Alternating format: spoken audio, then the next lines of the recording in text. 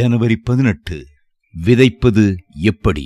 ஆத்துமாக்களை ஆதாயப்படுத்திக் கொள்கிறவன் ஞானமுள்ளவன். நீதிமொழிகள் 11:30. ஆத்தும ஆதாயமே உலகில் மிகப்பெரிய, மிக மகிழ்ச்சியான, மிக உன்னதமான பணியாகும். ஆனாலும் கிறிஸ்தவர்களில் வெகு சிலரே ஆத்தும ஆதாயக்காரராய் இருக்கின்றனர். ஏனெனில் இப்பணியில் வெற்றி காணுவதற்கான இரகசியங்கள் அவர்களுக்கு தெரிவதில்லை. அவற்றில் சிலவற்றை இன்று கவனிப்போம்.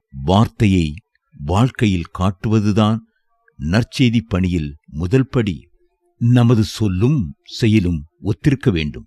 ஆத்தும ஆதாயகன் திருவசன வெளிச்சத்தில் தன்னை பரிசோதித்து பரமனுக்கு பயனுள்ள தூய்மையான பாத்திரமாக தன்னை காத்துக்கொள்ள வேண்டும். 2 தீமோத்தேயு 2:21. ஆத்தும ஆதாயகனுக்கு ஆன்மாக்களை குறித்த கருணையும் கரிசனையும் தேவை.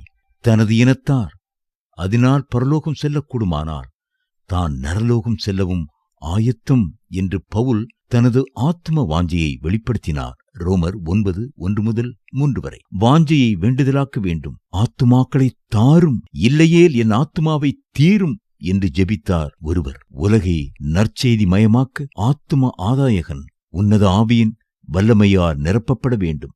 ஏனெனில் பிசாசின் பிடியிலிருந்து ஆத்துமாக்களை பிடுங்குவதே ஆத்துமாதாயமாகும். 100% ஆவியானவர் மீது சார்ந்திருந்ததே ஆதி விசுவாசிகளின் ஆத்தும ஆதாய பணியின் ரகசியமாகும். அப்போஸ்தலர் நடபடிகள் 4:31. நற்செய்தியை பகிர்வது கண்ணீரோடு விதைப்பதற்கு சமம். சங்கீதம் 126:5.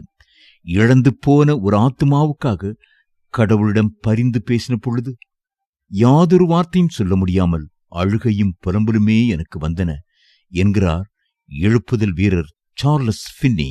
பிரசவ வேதனையின்றி பிள்ளைப்பேறு உண்டோ? பிள்ளை பெற்றவுடன் உலகில் ஒரு குழந்தை பிறந்தது என்கிற ஆனந்தத்தினால் தாயானவள் எல்லா வேதனைகளையும் மறந்து விடுகிறாள். சாதக சிந்தையுடன் நற்செய்தி பணியில் ஈடுபட வேண்டும். மிஷனரி வில்லியம் கேரி சொன்னது போல, கடவுளிடமிருந்து பெரிய காரியங்களை எதிர்பார்த்து அவருக்காய் பெரிய காரியங்களை முயற்சிக்க வேண்டும். எல்லா அதிகாரமும் எனக்கு கொடுக்கப்பட்டிருக்கிறது, ஆகையால் புறப்பட்டு போங்கள் என்ற கர்த்தரின் வார்த்தைகளை மனதில் வைத்து விசுவாசத்துடன் ஆத்தும ஆதாயம் செய்வோம். விசுவாசம் பிரம்மாண்டமான கோட்டைகளையும் தகர்க்கும். சிலரது ஆவல் பொன், இன்னும் சிலரது ஆவல் புகழ். எனது ஆவலோ ஆன்மாக்களே நரகத்தின் காட்சியை ஒரு நொடி பார்த்து விட்டால் நாம் மக்களது மீட்பிற்காய் அங்கலாய்ப்பதை யாரும் தடுக்க முடியாது. ஜெனரல் வில்லியம் பூத், இரட்சண்ய சேனை நிறுவனர்.